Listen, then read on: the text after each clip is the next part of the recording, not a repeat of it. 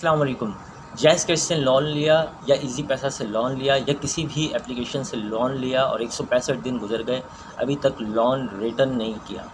کیا آپ جان سکتے ہیں کہ اسٹیٹ بینک آف پاکستان کی لسٹ میں آپ کے ساتھ کیا ہوگا؟ یہ میں آپ لوگوں کے ساتھ شیئر کرتا ہوں۔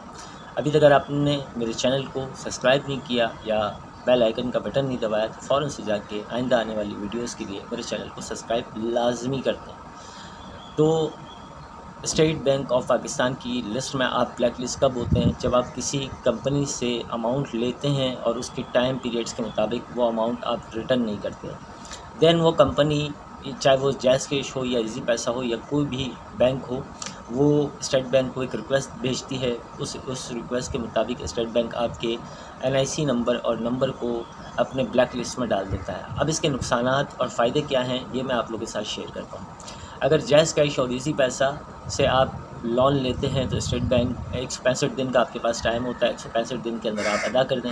اگر نہیں ادا کر پاتے تو اسٹیٹ بینک آف پاکستان کی لسٹ میں آپ کو بلیک لسٹ کر دیا جاتا ہے۔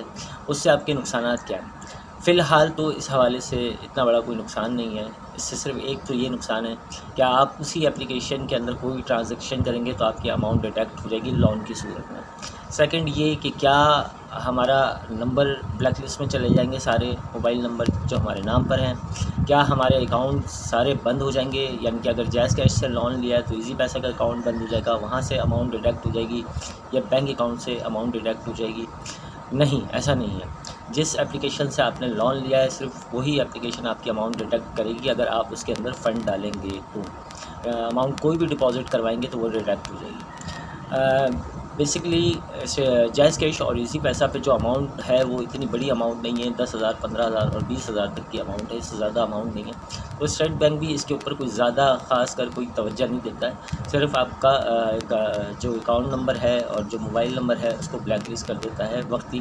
اور جہاں تک میری نالج میں اب تک آیا تو ایسا وہ بھی نہیں کرتے، کیونکہ یہ اتنی بڑی فراڈ اماؤنٹ نہیں ہے۔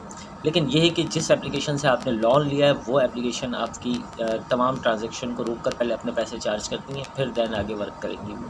یعنی کہ اگر آپ نے 15,000 کا لون لیا ہے تو وہ 15,000 کلیئر ہوں گے تو آپ اس میں سے کوئی ٹرانزیکشن کر سکیں گے، جیسے ہی آپ اماؤنٹ ڈالیں گے وہ ڈیڈکٹ لیں گے۔ اچھا، پھر کیا پھر ہم دوسری اپلیکیشن یوز کر سکتے ہیں؟ ہاں کر سکتے ہیں۔ کیا دوسری اپلیکیشن سے لون لے سکتے ہیں؟ ہاں لے سکتے ہیں۔ اور کیا نام ہے، ہمارا NIC بلاک ہو جائے گا؟ نہیں، NIC بلاک نہیں ہوتا ہے، ابھی تک تو ایسا کچھ نہیں ہو رہا ہے، لیکن ان فیوچر ہو سکتا ہے کہ آپ کا NIC بلاک ہو جائے، آگے 6 7 8 مہینے یا سال بعد کوئی ایسی پالیسیز آ جائیں، لیکن ابھی تک کوئی ایسی پالیسیز ہے؟ کیا ہمارے سم پر نام پر نکلی ہوئی تمام سمیں بند ہو جائیں گی؟ نہیں، نہیں بند ہوں گی۔ اگر آپ پاکستان سے باہر ٹریول کرتے ہیں تو مے بی ہے پاسبل ہے کہ وہ اماؤنٹ آپ کو ڈسپارچر پہ ایئرپورٹ کے اوپر کلیئر کرنی پڑے، لیکن یہ اتنی بڑی اماؤنٹ نہیں ہے، اس کے لیے کوئی خاص وہ مسئلہ نہیں ہے۔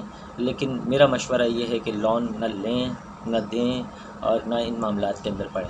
اسٹیٹ بینک آف پاکستان کی بلیک لسٹ میں آنا، کم از کم اماؤنٹ اگر 10 لاکھ 15 لاکھ تک ہو تو پھر اسٹیٹ بینک اس کے اوپر کوئی بڑی کارروائی کرتا ہے، لیکن یہ چھوٹی موٹی اماؤنٹ کے لیے اسٹیٹ بینک آف پاکستان کوئی بھی کارروائی نہیں کرتا، صرف آپ کے نمبر کو اور آپ کے اکاؤنٹ کو فریز کر دیتا ہے وقتی طور پر۔ کوشش یہ کریں کہ نیکسٹ ٹائم کبھی بھی کسی بھی اپلیکیشن سے نہ لون لیں نہ لون دیں، کیونکہ یہ سود ہے اور سود کے زمرے میں آتا ہے۔ تو ایسی کوئی بھی ٹرانزیکشن جو سود کے زمرے میں آتی ہو، اللہ تعالیٰ سے جنگ ہے اور اس سے بچیں، اور اپنے لیے بھی دعا کریں اور میرے لیے بھی دعا کریں۔